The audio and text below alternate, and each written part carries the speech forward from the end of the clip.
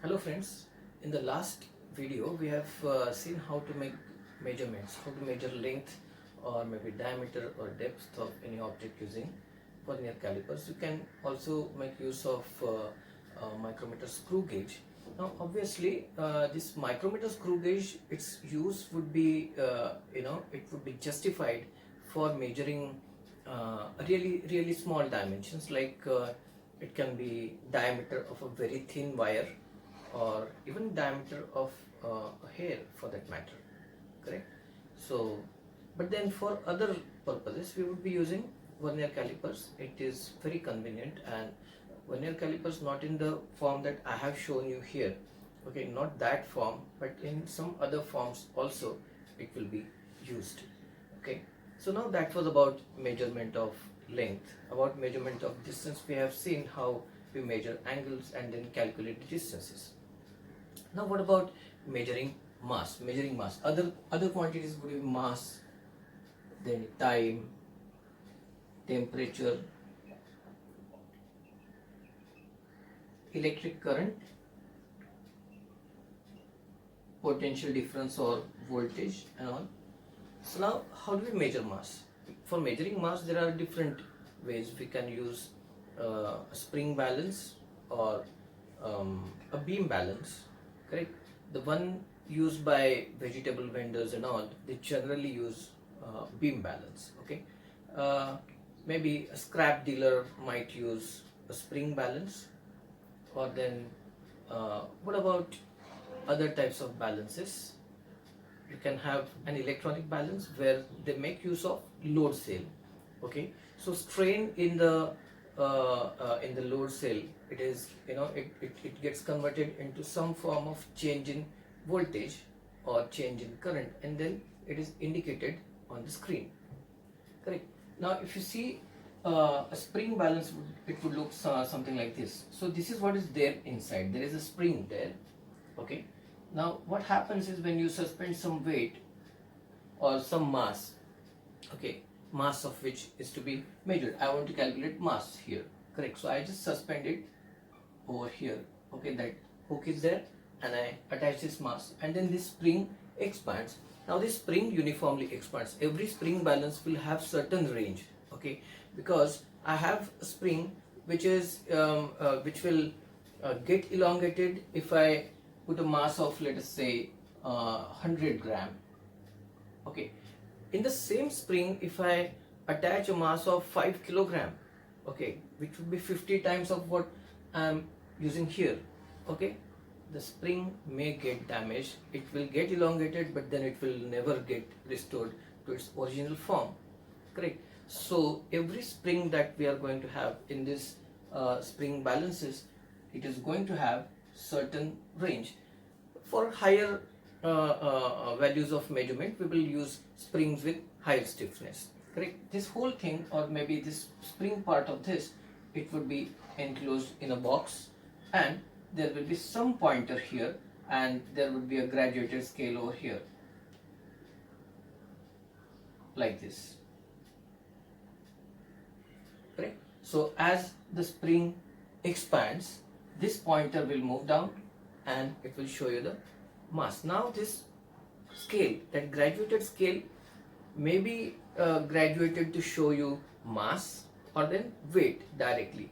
The spring balances which measure weight, they are called Newton meters,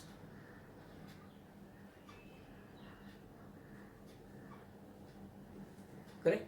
Or then they will be calibrated for showing mass, right? So that was about measuring mass. A beam balance may be something like this. There is a pivot here. I place some mass here and some mass here. It works on the principle of law of moments, which we will be seeing when we study mechanics, okay. So that was about measuring mass, okay. Now what about measuring time? For measuring time, you can have stopwatches, okay, or I can even use my wristwatch, right? I can use a mobile phone, the stopwatch function in the mobile phone, or timer over there. So that was about measuring time. Then temperature. For temperature, we have different measuring instruments, thermometers basically. Now you can have a mercurial thermometer, which is mercury in glass type of instrument. You have this glass tube, and at this end there would be a bulb here. Bulb will be filled with mercury, and there will be this, it's a capillary basically, glass capillary. And this mercury, as the temperature increases, mercury will expand, and from the length of mercury column you will have some graduations here, which will indicate the temperature. That is one type of instrument for measuring temperature. But then you can have other types of thermometers as well. You can have a dial type thermometer. It would look something like this here, and there would be a stem here, okay, and this part, it's a threaded connection, and the temperature would be indicated here. You'll have a pointer here. As the temperature increases, this pointer will move on the graduated scale, and you can read the temperature over here. So one type is this, second type is this. You can also have electronic thermometers, right? You have electronic temperature controllers where you can see, you can read the temperature in digital form. So maybe you insert the probe of the thermometer in the fluid or in the material of which you have to measure the temperature, correct? And then you would get indication like 19.8 degrees Celsius, or then you can even have Fahrenheit temperatures. The clinical thermometer that we use, it is generally calibrated in Fahrenheit, okay, or then you can have Celsius thermometers as well, okay. Now here you have these digital thermometers, which will give you the reading directly. You can read the reading directly over there. The probe will have to be something like, it can be a thermocouple, or it can be a PT100 kind of temperature sensor. Okay, we will be discussing those different types of temperature sensors in due course when we study temperature and all that. Then coming to measuring current. Now, how do you measure current? I connect an ammeter. I use an instrument called ammeter. Now this ammeter is connected in series in the circuit, okay, and then when you close the key, current starts flowing, and the current flows through the ammeter, and then you get this kind of indication. The pointer moves, and you can read the current flowing through the circuit. Then you can also measure potential difference, that is voltage or potential difference. Now this voltmeter, okay, voltmeter is connected in parallel because you are measuring the potential difference between 2 points, correct? So it has to be connected in parallel. Again, it would look something similar to your ammeter, and you can measure the you can measure the voltage from the position of pointer on the graduated scale. But then you have one more instrument. It is called multimeter. Now what is a multimeter? Multimeter can measure current, it can measure voltmeter, it can measure voltage, it can measure resistance, it can measure alternating current.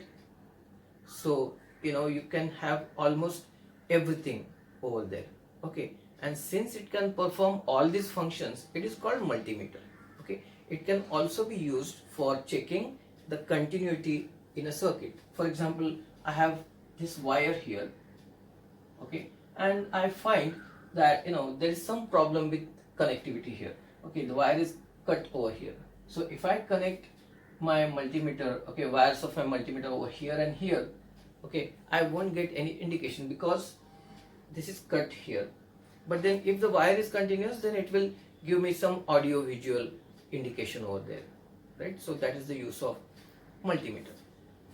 Now coming back to our basic things, like we measured diameter of this cap, okay, using a meter rule and a Vernier calipers. With the meter rule, I was able to measure the diameter of this cap as 13.5 millimeter, and with vernier calipers I was able to measure it as 13.92 millimeter, correct, 13.492, I'm sorry,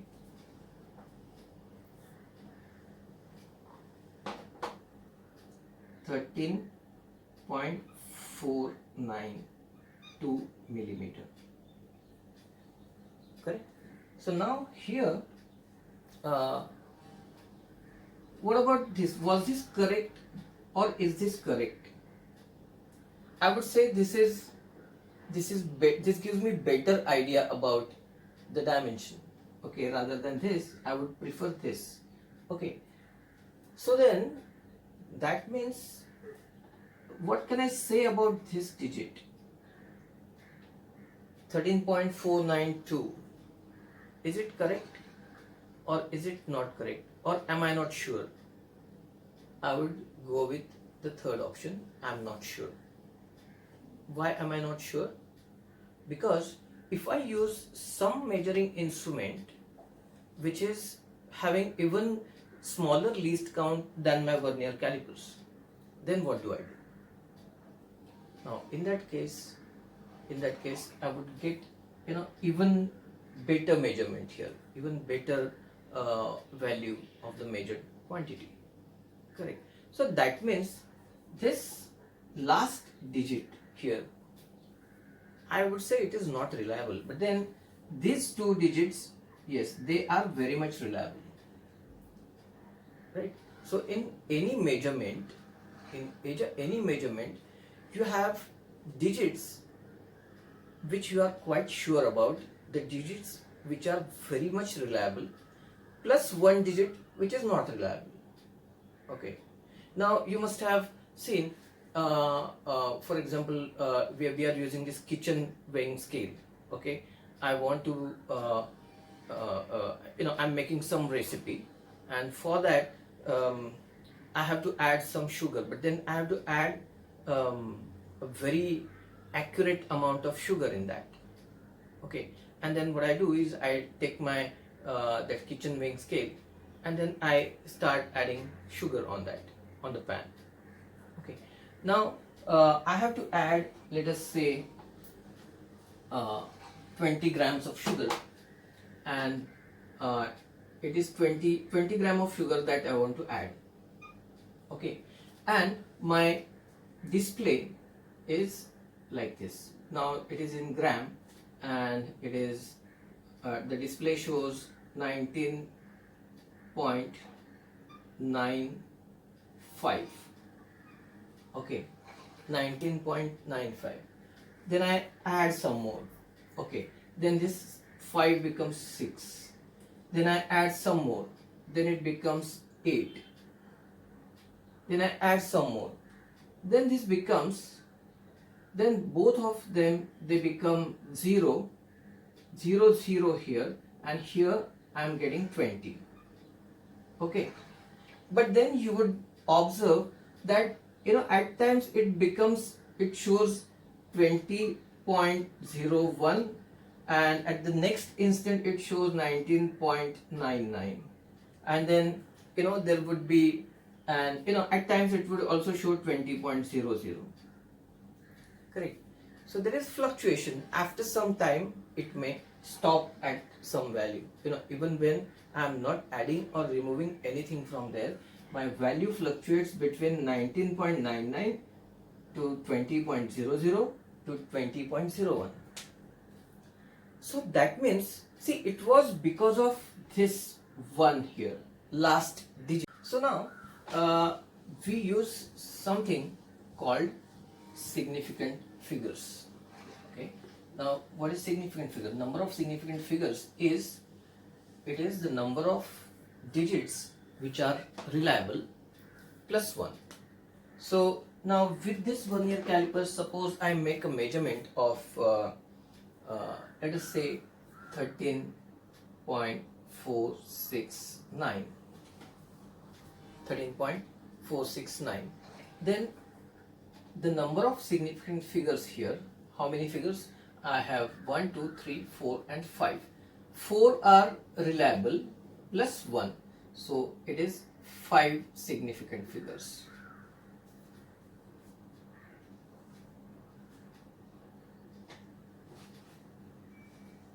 Now with an ordinary meter rule, okay, I make a measurement of, let us say 13.5 centimeter.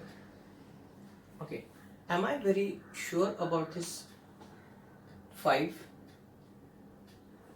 It is because my calibrations would be like this: 1, 2, 3, 4, 5, 6, 7, 8, 9, 10, 11, 12, 13, 14, 15 and so on. Okay, this is my 0, this is my 1 centimeter, and this is my half centimeter, and this is 1.5 centimeter. And now the object which I am measuring, it starts from somewhere here, so it is 15 millimeter here, 13 millimeter would be over here, and the object would be measuring somewhere here. Okay, so 13.5 millimeter, right? So here I am sure about 13, but then what about this 0.5? I am approximating that. Okay, 13.5 millimeter, I have 13 millimeters, then next is 14. So I am not sure whether it is 13 or 14.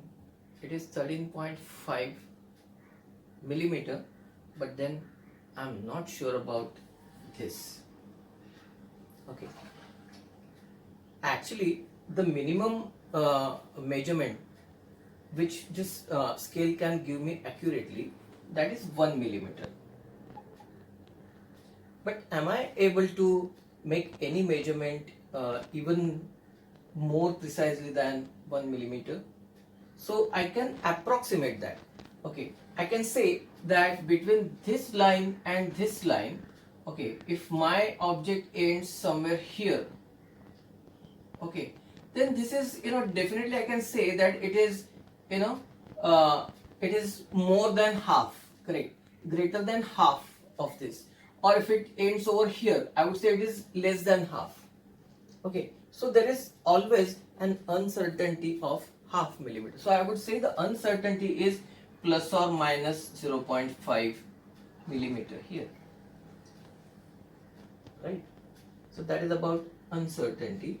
But then for that we express these physical quantities in some given number of significant figures. So if I write a quantity like 41.68, now how many significant figures it has got?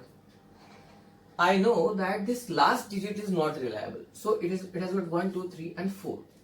Okay, now if I write 41.680, now what about number of significant figures here? Here it was 4 significant figures. Okay, what about this? Now in mathematics we know that 41.68 and 41.680, mathematically both are same quantities. Even if I write 41.6800, this and this, all three are same, but when we talk about significant figures, this has got 4 significant figures, this has got 5 and this has got 6. Now what is the reason?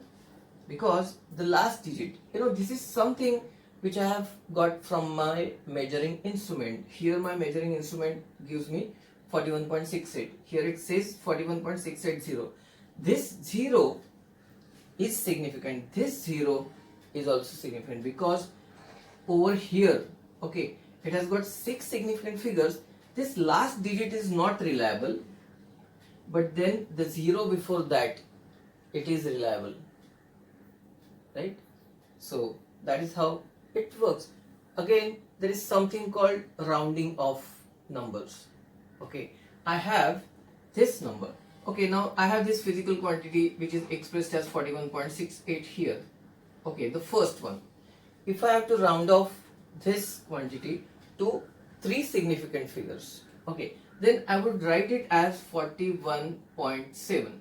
Now why did I do that? Because my last digit, it is greater than 5, so the digit preceding that would be increased by 1, and then I write it like this.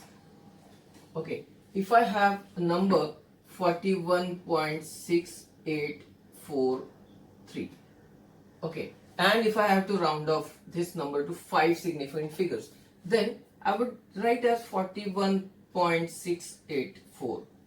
Now I have just removed this 3, but then I have kept that 4 as it is, because this 3 is obviously less than 5. So if it is less than 5, you don't have to do anything, you just have to remove that digit. But then if I round off this to 3, then I have to make it 41.7. Suppose I have 41.6848, then I would make it 41.685 here. Correct? So this is one general rule for rounding off. Okay. Now again, there is something which must be which we must keep in mind. In some numerical problems, one physical quantity is given in maybe it is given in 1 decimal place, the other is given in 3 decimal places, third one is given in 2 decimal places. Okay, so how do we write our final answer? So for that, let us say 6.21. okay, you are adding 4.328 and 13.96. okay, 9676. okay, now I'm adding these 3. Now how do I do this? Now I'm adding, so I'm going to take 0 here and 1 0 here, so it is 6